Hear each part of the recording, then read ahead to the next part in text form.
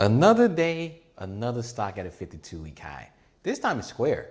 I mean, I've always kind of been interested in Square, but a subscriber recently brought them more to my attention, and I'm paying attention. I'm liking what I'm seeing, but do I like it enough to invest?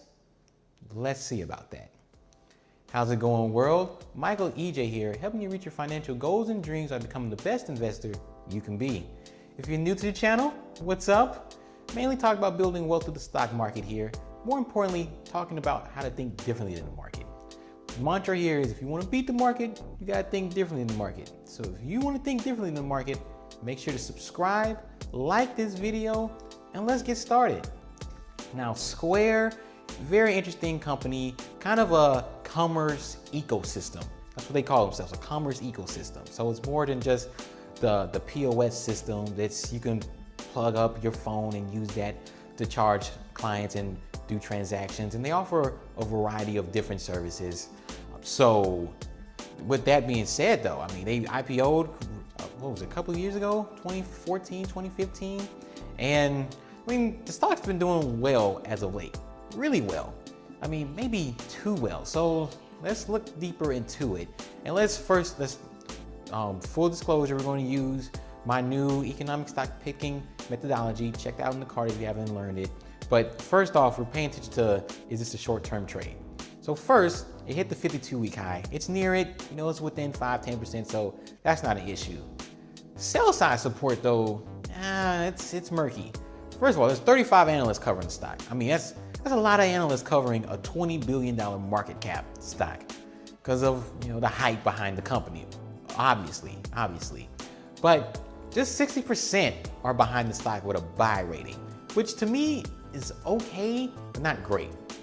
Additionally, they see 20% downside. I mean, it's always shaky to me or a little sketch when the sell side see your stock falling by a good amount. Because I mean, they're always more supportive. But if they're not gonna take the price target there, what's the point? Additionally, buy side, more money's been coming out the stock than going in. Now that's just over this past quarter, and I actually don't think that's enough to override the flood of money that came in quarters before that. So to me, that's more of a moot point. But I still think the stock is overvalued by like 60–70%. I mean, it is bad. I mean, they're, first of all, negative earnings, you know, not cash flow positive, depending on the market to give them more money. I mean, they need more cash. So that's a negative. So higher risk because of that. I mean, they're trading at like 9 times price to sales, and to be honest, they should be trading at like a third of that, you know, like 3 to 4 times maybe. And I'm just, so from that perspective, you know, not a fan, definitely not a fan. Long term, it's a different story. We already decided because they don't generate enough cash, the stock side is not going to happen. So let's look at the business side. Let's look at their strategic assets and how they're going to fight off all the competition. And by competition, let me list them off for you. Competition, we got Clover, we got iZettle, we got PayPal, SparkPay, Intuit has a product, Verd POS. They have some serious competition. So why choose Square? Why would you buy Square versus all these other competitors? Some of them might, with bigger recognition, some of them might be better just in general, with just general POS solutions. So how is Square going to fight off the competition? First off, that customer base, that initial customer base, all the spending, all the marketing they did since their inception, since they started the company, it's kind of paid off. It's kind of paid off because it has led to a large customer base, lots of transactions. That's like the blood of their company. Lots of transactions, and more importantly, a lot of these transactions are coming from larger merchants, which is something I'm a fan of. Pretty much a real big fan, because usually a lot of companies, they can start a business, but if they don't get to a certain level of sales, they're probably not gonna, you know, stay around.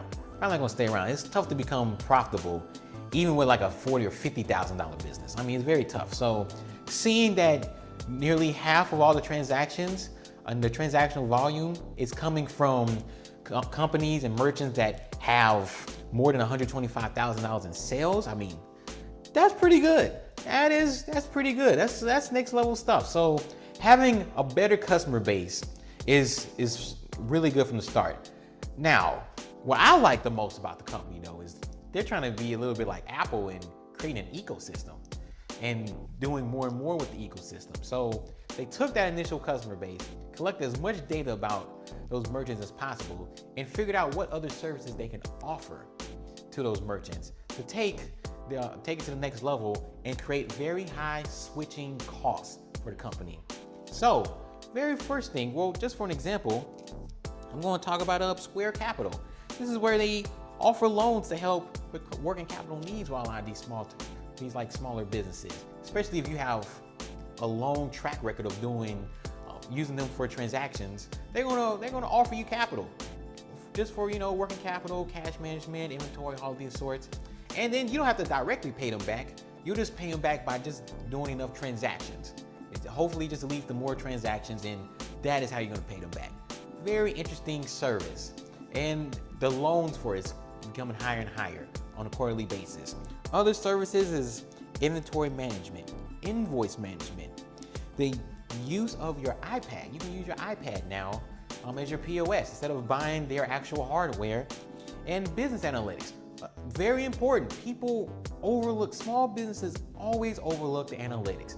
They overlook data. They overlook it. And you can't really become a successful business, in my opinion, and create that competitive advantage without having any data on your customers. And this makes it easier. Square takes care of it for you. To me, that's the most important thing. I need to talk to some people, these small businesses, about getting Square, because that's a big driver. Having all these little services on top of the transactions take the business to another level and creates an ecosystem. It makes it very hard to leave. Once you're in Square, you can't get out. So, I mean, that to me is very appealing. So to me, the marketing dollars is totally worth it. And they got the business model right, because you should try to get new clients. New clients drive your sales, but your existing clients is what drives the profits. So I see them becoming cash flow positive. I see them having positive earnings very soon, maybe next year or two, because they kind of figured it out from a business model perspective. But even with that said, I mean, the stock's done too well, man. To me, it's still overvalued. Still not a good long-term investment. I'll admit, as soon as this market correction happens, one of the first stocks I'm gonna buy, especially if it pulls back over 10%, is gonna be Square. I mean, that might not be a lot of upside for me, but I must admit, the more and more I look into the company, the more and more I fell in love with the company. Too bad the numbers don't work out though. And that's what it really comes down to. And that's what I have for y'all today. This is a perfect example. You can't fall in love with the company if the numbers don't match up. I mean, I really like Square. I like them as a company. I'm happy subscriber made the recommendation to look deeper into them, but the numbers don't work out. I mean, you gotta kind of take your emotions aside. You have to kind of be a little cold and a little more rational. The numbers have to work out. And even though there's great growth going forward on the company, it's just rolled up too high, and it's too high for my taste. And once it pulled back, maybe so, but not for now. Michael EJ here, helping you reach your financial goals and dreams by becoming the best investor you can be. And I'll see you in the next video.